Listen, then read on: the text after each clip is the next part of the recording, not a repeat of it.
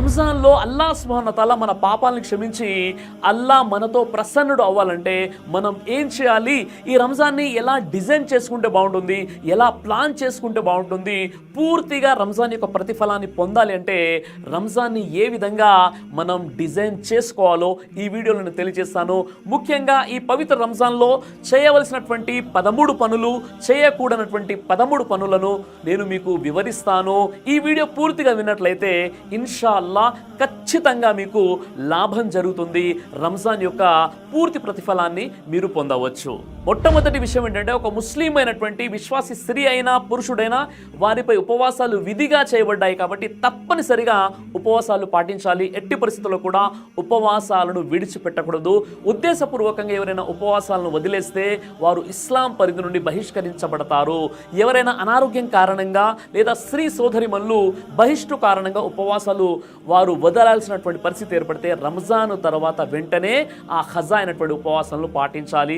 ఇది మొదటి విషయం. ఇక రెండో విషయం ఏంటంటే, ఖచ్చితంగా 5 పూటల నమాజ్ మసీద్లో జమాతో పాటు చదవాలి. అలాగే ఒక రోజులో చదవాల్సినటువంటి సున్నత్ నమాజులు, నఫీల్ నమాజులు ఖచ్చితంగా తప్పనిసరిగా పాటించాలి.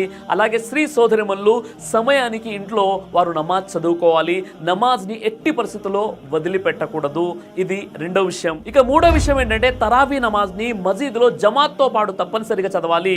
పురుషులు ఎట్టి పరిస్థితుల్లో మసీదులోనే తరావీ నమాజ్ చేసే ప్రయత్నం చేయాలి. స్త్రీల కోసం ప్రత్యేకంగా కొన్ని మసీదులు ఏర్పాట్లు ఉన్నాయి. వారు కూడా మసీదులోనే తరావీ నమాజ్ జమాత్తో పాటు చదవాలి. ఒకవేళ మసీదులో సౌకర్యం లేనటువంటి స్త్రీ సోదరులు ఎవరైతే ఉన్నారో వారు తమ ఇండ్లలో ఖచ్చితంగా జమాత్తో పాటు స్త్రీలందరూ కూడా కలిసి జమాత్గా ఏర్పడి వారు తరావీ నమాజ్ని తప్పకుండా చదవాలి. ఇక నాలుగో విషయం ఏంటంటే, ఎక్కువగా మనం ఇస్తగ్ఫార్ చదవాలి. మన పాపాల మన్నింపు కోసం అల్లాహ్తో క్షమాపణ వేడుకోవాలి.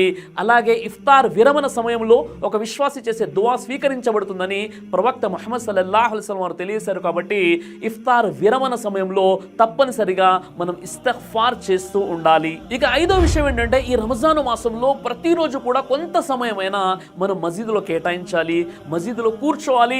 మసీదులో ఉండడం ద్వారా ప్రాపంచిక వ్యవహారాలకు మనం దూరంగా ఉంటాము, అల్లాహ్కు దగ్గరైపోతాం. కాబట్టి మన సమయంలో కొంత భాగాన్ని రోజు కూడా మసీదులో కూర్చోవడానికి మసీదులో కేటాయించాలి. అదేవిధంగా స్త్రీ సోదరిమణులు మసీదుకు రాలేరు కాబట్టి వారు ఇంట్లోనే వారు అల్లాహ్కు దగ్గరవ్వడానికి కొంత సమయాన్ని ఒక మూలన జానివాజ్ వేసుకొని కూర్చొని వారు దువాలు చేసుకుంటూ ఉండాలి. ఈ విధంగా కొంత సమయం నమాజుల సమయం కాకుండా ఇతర సమయాన్ని ప్రతిరోజు కూడా మనం దువాల కోసం కేటాయించాలి. ఇక ఆరో విషయం ఏంటంటే, ఈ రంజాన్ మాసంలో ఎక్కువగా మనం దాన ధర్మాలు, సదకా ఖైరాత్ ఎక్కువగా చేస్తూ ఉండాలి. ప్రవక్త ముహమ్మద్ సల్లల్లాహు అలైహి వసల్లం వారు ప్రతి రంజాన్లో తన శక్తికి మించిన దాన ధర్మాలు చేస్తూ ఉండేవారు. ఎందుకంటే ఈ పండుగని ఈదుల్ ఫిత్ర్ అంటారు, అంటే దాన ధర్మాల పండుగ. కాబట్టి ఎక్కువ మనం దాన ధర్మాలు చేస్తూ ఉండాలి. జకాత్ చెల్లించేవారు తప్పనిసరిగా జకాత్ చెల్లిస్తారు, అది విధి దానం. అలా కాకుండా జకాత్ నుండి కాకుండా వారి వద్ద ఉన్నటువంటి డబ్బుల నుండి వారు దాన ధర్మాలు ఎక్కువగా చేస్తూ ఉండాలి. ఇక ఏడో విషయం ఏంటంటే, ఈ పవిత్ర రంజాన్లోని ప్రతిరోజు ఒక్క ఆయతైనా మనం కంఠస్థం చేసుకునే ప్రయత్నం చేయాలి. అలాగే ఎవరికైతే చిన్న చిన్న సూరాలు కూడా రావో వారు సూరాల్ని బైహాట్ చేసుకోవాలి. ఎవరికైతే చిన్న సూరాలు అన్నీ వచ్చో వారు పెద్ద సూరాల్ని బైహాట్ చేసుకునే ప్రయత్నం చేయాలి. అదేవిధంగా రోజు చదివేటటువంటి సెల్ఫ్ ప్రొటెక్షన్ అస్కార్ దువాలు ఏవైతే ఉన్నాయో ఆ దువాలను కనీసం ఈ నెలలోనైనా మనం కంఠస్థం చేసుకునే ప్రయత్నం చేయాలి. ఎవరికైతే ఇవన్నీ వచ్చో వారు పెద్ద సూరాలను కంఠస్థం చేసుకునే ప్రయత్నం చేయాలి. ఇక ఎనిమిదో విషయం ఏంటంటే, ముస్లిమేతర సోదరులకు ఇస్లాం ధర్మ సందేశాన్ని చేరవేయాలి. ఇది ముస్లిం సమాజంపై ఉన్నటువంటి ఒక ఉమ్మడి బాధ్యత. రంజాన్లో ఒక గొప్ప అవకాశం కూడా ఉంటుంది. ఇఫ్తార్ పై వారిని మనం ఆహ్వానించాలి, వారికి ఇఫ్తార్ విందును ఏర్పాటు చేయాలి. అందులో ఖురాన్ అంటే ఏంటి, ముహమ్మద్ సల్లల్లాహు అలైహి వసల్లం వారు ఎవరు, అల్లాహ్ ఎవరు, రమదాన్లో ముస్లింలు ఉపవాసాలు ఎందుకుంటారు, ఇవన్నీ విషయాలు కూడా వారికి చేరవేసి ఇస్లాం ధర్మంపైనటువంటి అపోహలను తొలగించడం మనందరి బాధ్యత. ఈ విషయానికి సంబంధించి మీరు ఏవైనా ప్రోగ్రాంలు ఏర్పాటు చేయాలంటే మమ్మల్ని ఆహ్వానించవచ్చు. మేము వారికి సందేశం ఇవ్వడానికి కూడా సిద్ధంగా ఉన్నాము. ఇక తొమ్మిదో విషయం ఏంటంటే, ఉపవాసం పాటిస్తున్న నిరుపేదలను ఇఫ్తారుకు పిలవండి. మీరు కనుక వారికి ఇఫ్తార్ ఇచ్చినట్లయితే వారు ఉపవాసం ఉన్నంత పుణ్యం మీకు లభిస్తుంది. అలాగని వారి పుణ్యం పుణ్యంలో ఏం మాత్రం కూడా తగ్గించడం జరగదని ప్రవక్త ముహమ్మద్ సల్లల్లాహు అలైహి వసల్లం వారు తెలియజేశారు. ఇక 10వ విషయం ఏంటంటే, మీ ఇరుగు పొరుగున ఉండేటటువంటి పేదవారు, మీ బంధువులైనటువంటి పేదవారు, మీ ప్రాంతంలో ఉండేటటువంటి అనాథలు ఎవరైతే ఉన్నారో వారికి మీరు సహాయం చేయండి. అది ఆర్థిక సహాయమైనా, ఇఫ్తార్ విందులో అయినా వారిని ఆహ్వానించండి. వారికి కావాల్సినటువంటి వస్తువులను వారికి ఇప్పించేటటువంటి ప్రయత్నం చేయండి. ఎందుకంటే వారి హక్కుల గురించి కూడా మనం అల్లా వద్ద పట్టుబడతాము కాబట్టి. 11వ పాయింట్ ఏంటంటే, ఫిత్రా దానాన్ని ఖచ్చితంగా చెల్లించాలి. చాలా మంది ఫిత్రా దానంలో చేసినటువంటి పొరపాట్లు ఏంటంటే, వారు తమ జకాత్ నుండి క్యాలిక్యులేషన్ చేసి ఫిత్రా దానాన్ని ఇస్తారు. ఇది చాలా పెద్ద పొరపాటు. అలాగే మరికొంతమంది ఏం చేస్తారంటే, రంజాన్ ప్రారంభ దశలోనే వారు ఫిత్రా దానాన్ని ఇస్తుంటారు. అది కూడా పొరపాటే. ఫిత్రా దానం ఎప్పుడు ఇవ్వాలి అంటే, మనం నెలవంకను చూసిన తర్వాత ఈద్ నమాజ్ కంటే ముందు ఫిత్రా దానాన్ని ఇవ్వాలి. అంటే రంజాన్ కంటే ఒక రోజు ముందు నెలవంకను చూసిన తర్వాత, లేదా రంజాన్లో చేసేటటువంటి ఈదుల్ ఫిత్ర్ నమాజ్ కంటే ముందు మనం ఫిత్రా దానాన్ని చెల్లించవచ్చు. అంతకంటే ముందే ఫిత్రాని చెల్లించే ప్రయత్నం చేయకూడదు.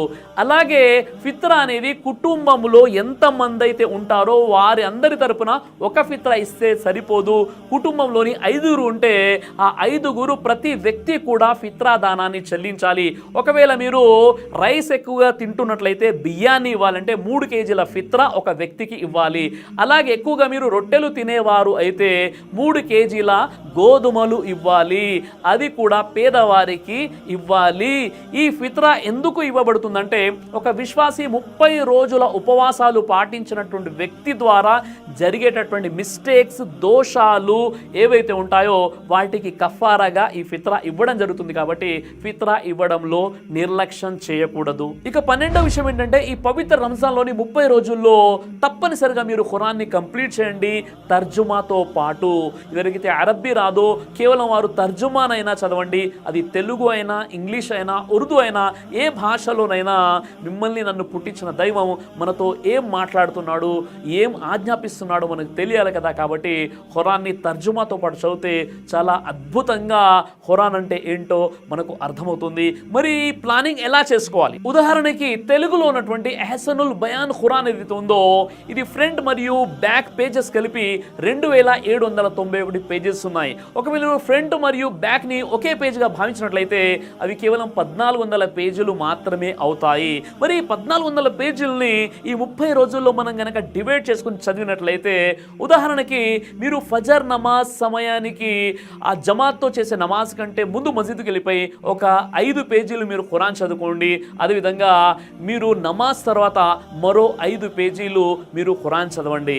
ఈ విధంగా ఒక నమాజ్కి మీరు 10 పేజీల ఖురాన్ని చదువుకున్న వారు అవుతారు. అలాగే 5 పూట్లు ఇదే విధంగా చేసినట్లయితే 5 నమాజుల్లో మీరు ప్రతిరోజు 50 పేజెస్ అనేది మీకు కంప్లీట్ చేసిన వారు అవుతారు. అంటే రంజాన్ నెల మొత్తం దాదాపుగా 30 రోజులు. అంటే 30 × 50 = 1500. ఈ విధంగా ఈ 30 రోజుల్ని మీరు కనుక ఖురాన్ ఏ విధంగా చదవాలో డివైడ్ చేసుకున్నట్లయితే, ప్రతిరోజు మీరు 50 పేజీలు కనుక ఖురాన్ని చదివినట్లయితే 1500 పేజీలు ఇక్కడ కంప్లీట్ అవుతున్నాయి. అంటే ఎహ్సనుల్ బయాన్లో తర్జుమాతో పాటు తఫ్సీర్ చదివిన వారు అవుతారు. ఇది చాలా ఈజీ ప్రాసెస్. కష్టపడితే తప్పనిసరిగా అల్హమ్దులిల్లా మీరు ఖురాన్ని తర్జుమాతో పాటు మీరు కంప్లీట్ చేసుకోవచ్చు. కాబట్టి నియత్ చేసుకుంటే అల్లా మార్గం చూపిస్తాడు ఇన్షాల్లా. లేదా మీరు దివ్య ఖురాన్ని తీసుకున్నట్లయితే అందులో 848 పేజీలు ఉన్నాయి. మీరు ప్రతిరోజు కూడా 28 పేజీలు చదివినట్లయితే ఈ 30 రోజుల్లో ఇన్షాల్లా మీ ఖురాన్ అనేది కంప్లీట్ అవుతుంది.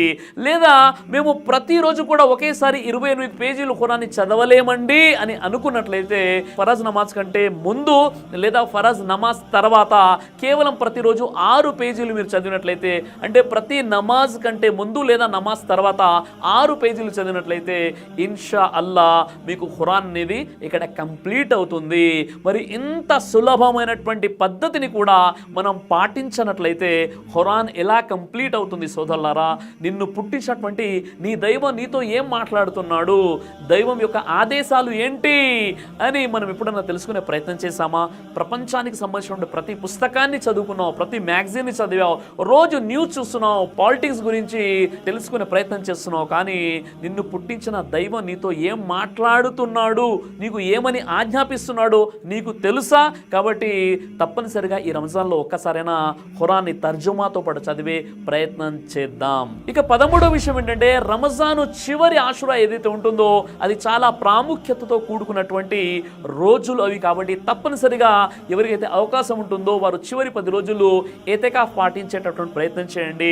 అలాగే చివరి 10 రోజుల్లో ఎక్కువగా ఆరాధనలు చేయాలి. ప్రవక్త ముహమ్మద్ సల్లల్లాహు అలైహి వసల్లం వారు నడు బిగించి మరి చివరి 10 రోజులు ఎక్కువగా ఆరాధనలో నిమగ్నమైపోయేవారు. సహబా రదియల్లాహు అజ్మాయిన్ కూడా ఎక్కువగా ఆరాధనలో నిమగ్నమైపోయి ఉండేవారు. ముఖ్యంగా తాఖ్రాతులు ఏవైతే ఉంటాయో అంటే చివరి 10 రోజుల్లో బేసి సంఖ్యల్లో అంటే 21, అదేవిధంగా 23, 25, 27, 29 ఈ రాత్రుల్లో తప్పనిసరిగా మనం జాగారం చేయాలి. అంటే చివరి 10 రోజుల్లోని బేసి సంఖ్యలో నేను చెప్పినటువంటి రోజులు ఏవైతే ఉన్నాయో ఆ తేదీలో తప్పనిసరిగా జాగారం చేయాలి.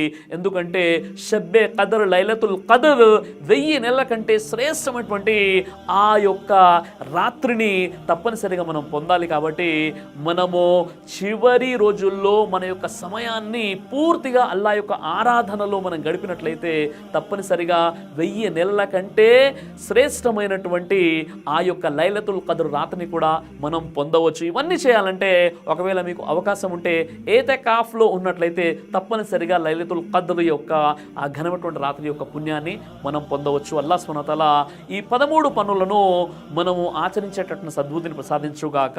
ఇప్పటి వరకు మనం ఈ రంజాన్లో ఒక విశ్వాసి ఖచ్చితంగా పాటించాల్సినటువంటి 13 విషయాల గురించి తెలుసుకున్నాం. రెండవ భాగంలో ఈ రంజాన్లో ఒక విశ్వాసిగా చేయకూడని 13 పనులను గురించి మనం చర్చించాం.